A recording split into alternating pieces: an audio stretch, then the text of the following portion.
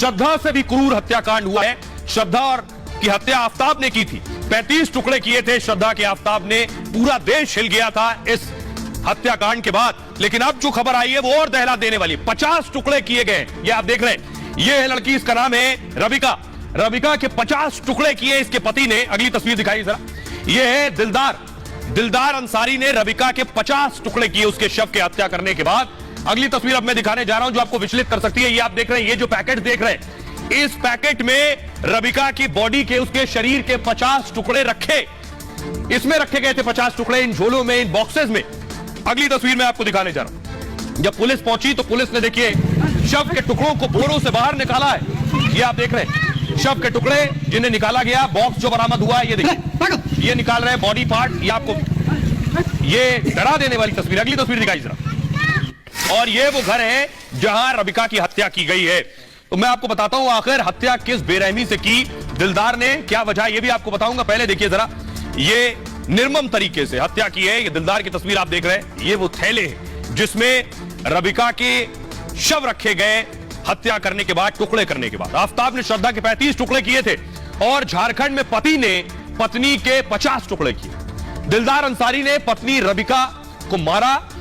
Electric cutter जो आता है उससे शव के 50 टुकड़े किए। उस कटर से काटा रबिका को। शव के कुछ टुकड़ों को सुनसान जगह पर फेंक दिया। शव के टुकड़ों को कुत्ते नोच रहे थे जब पुलिस पहुंची है। मानव अंग देखने के बाद पुलिस को फोन किया गया। पुलिस की टीम ने सभी अंगों को जमा किया और मामले की जांच के बाद तो पूरा खुलासा हुआ है। मामले की जांच के बाद जो सामने आया वो चौंकाने वाला था। पुलिस ने दिलदार अंसारी को हिरासत में ले लिया उसके बाद, और पुलिस ने रबिका हत्याकांड को लेकर इससे पूछताछ की। एक बंद पड़े मकान से पुलिस को शव के टुकड़े मिले। कुछ टुकड़े फर्श पर बिखरे पड़े थे और कुछ टुकड़ों को बोरों में भरकर इस तरह से रखा गया था। जहां शव के टुकड़े मिले वो दिलदार के मामा का घर बताया जाता है। यहीं रबिका की गला रेत कर हत्या की गई थी। हत्या में प्रयोग किए गए 2 धारदार हथियार बरामद किए हैं। पुलिस को अब तक शव के 18 टुकड़े मिल चुके हैं। सिर समेत दूसरे अंगों की तलाश अभी जारी है। सिर रबिका का नहीं मिला है। जांच के लिए सीआईडी की टीम साहिबगंज पहुंची है। अब आपको सुनवाता हूं, सुनिए जरा। डीआईजी सुदर्शन मंडल क्या कह रहे हैं इस हत्याकांड पर। ऑलरेडी इसकी पहली पत्नी थी, इसको लेके आपसी फैमिली विवाद चल रहा था। इसी फैमिली विवाद के चलते उसको देविका पहाड़ी को इन लोगों ने एक साजिश के तहत उसकी हत्या कर दी और लाश को टुकड़े करके आंगनबाड़ी से जो इससे थाना से 5 किलोमीटर से दूरी पे वहां पर। रबिका के परिवार वालों को मैं आपको दिखाने जा रहा हूं। परिवार में मातम पसरा है। मां को यकीन नहीं है कि बेटी अब उनकी इस दुनिया में नहीं है। आइए अब आपको बताता हूं आखिर क्यों हत्या की दिलदार ने रबिका की, क्या वजह थी हत्या के पीछे। दरअसल दिलदार की पहले से एक शादी हो चुकी थी। रबिका दिलदार 2 साल से रिश्ते में थे और दोनों शादी करना चाहते थे, जिसके बाद दोनों के परिवार इसका विरोध कर रहे थे लगातार। 1 महीने पहले दोनों ने लव मैरिज की थी। दोनों घर से भागकर थाने पहुंचे और पुलिस ने दोनों की शादी करवा दी। दिलदार पहले से शादीशुदा था, जिसके बाद दिलदार के साथ पहली पत्नी भी रहती थी। शादी के बाद हर रोज झगड़ा होता था दोनों में। दिलदार ने रबिका को किराए का मकान दिलाया था। 4 से 5 दिन पहले दिलदार के परिजन उसे घर ले आए। फिर रबिका को दिलदार के मामा ने भेजा मामा के यहां और 16 दिसंबर को रबिका की हत्या कर दी गई। दिलदार ने रबिका के पिता को फोन करके इसकी जानकारी दी। दिलदार ने कहा रबिका की हत्या हो गई है और शव के 100 टुकड़े किए गए हैं। दिलदार दूसरी कहानी बता रहा है। रबिका की बहन से भी दिलदार ने बात की है और दिलदार ने कहा मेरे परिवार ने रबिका को मारा है। वो कह रहा परिवार ने मारा है और पुलिस कह रही है दिलदार ने मारा है। अब जरा सुनिए जेएमएम के नेता क्या कुछ कह रहे हैं और बीजेपी के नेता इस हत्याकांड पर क्या कह रहे हैं। जो क्रूर हत्याकांड, जघन्यतम हत्याकांड, और ऐसे हैवान को जिंदा रहने का अधिकार नहीं, लेकिन कानून का अपना काम करेगा और अदालत फैसला सुनाएगी। सरकार का यह प्रयास रहेगा कि फास्ट ट्रैक कोर्ट का गठन हो और 2 से 3 महीने के अंदर जितना जल्द से जल्द हो सके ऐसे लोगों को फांसी पर चढ़ाया जाए। बताया जाता है कि दिलदार अंसारी ने इस भोली भाली आदिवासी युवती को सिर्फ 10 दिन पहले बहला फुसलाकर शादी की थी।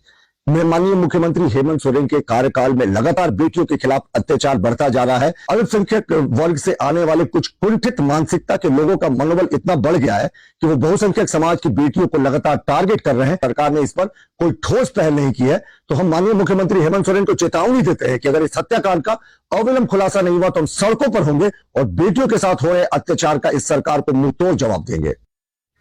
अब आपको लिए चलते हैं जयपुर में। वहां 10 टुकड़े किए गए।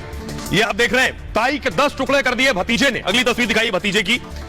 ये भतीजा आप देख रहे हैं जो सलाखों के पीछे, अनुज जिसने अपनी ताई की हत्या की है, 10 टुकड़े कर दिए। पिलर ग्राफिक चाहिए, कैसे हत्या की, क्यों हत्या की, ये आपको बताने जा रहा हूं। जयपुर में भतीजे ने ताई को मार डाला। ये जो आप ब्रीफकेस देख रहे हैं, मारकर इस ब्रीफकेस में बॉडी रख दी। भतीजा अनुज दिल्ली जाना चाहता था, ताई ने रोका तो अनुज को गुस्सा आ गया। गुस्से में हथौड़े से ताई के सिर पर हमला कर दिया। हमले में ताई सरोज की मौत हो गई। आरोपी चाकू से शव के टुकड़े करना चाहता था, चाकू से हड्डी नहीं कटी तो मार्बल कटर से काटा। बाथरूम में रखकर कटर से 10 टुकड़े कर दिए। छोटे टुकड़ों को नाली में पानी में बहा दिया और बड़े टुकड़ों को सूटकेस में पैक करके रख दिया। दिल्ली रोड पर टुकड़ों को मिट्टी में दबा दिया। उसके बाद आरोपी ने खुद थाने में जाकर गुमशुदगी की रिपोर्ट लिखाई। पुलिस ने जब अनुज से कड़ाई से पूछताछ की तो उसने अपना गुनाह कबूल कर लिया। अनुज ने कहा कि वो ताई की टोका टाकी से नाराज था, इसलिए गुस्से में आकर उनकी हत्या कर दी। आरोपी ने पुलिस के सामने इस बात को माना है, श्रद्धा केस से शव को ठिकाने लगाने का तरीका अनुज ने सीखा है। जयपुर पुलिस को सुनिए क्या कुछ कह रही इस मर्डर पर। मृतका सरोज शर्मा जो कि 65 वर्षीय महिला है, उनके भतीजे जो मिस्टर अनुज शर्मा है, इन्होंने छोटी सी बात को लेकर, घास को लेकर हथौड़े से उनकी हत्या कर दी। और हत्याकारी करने के पश्चात इस जुर्म को छुपाने के लिए और इस जुर्म से बचने के लिए उन्होंने पहले तो चाकू लाया, चाकू से उसको कट करने की कोशिश की।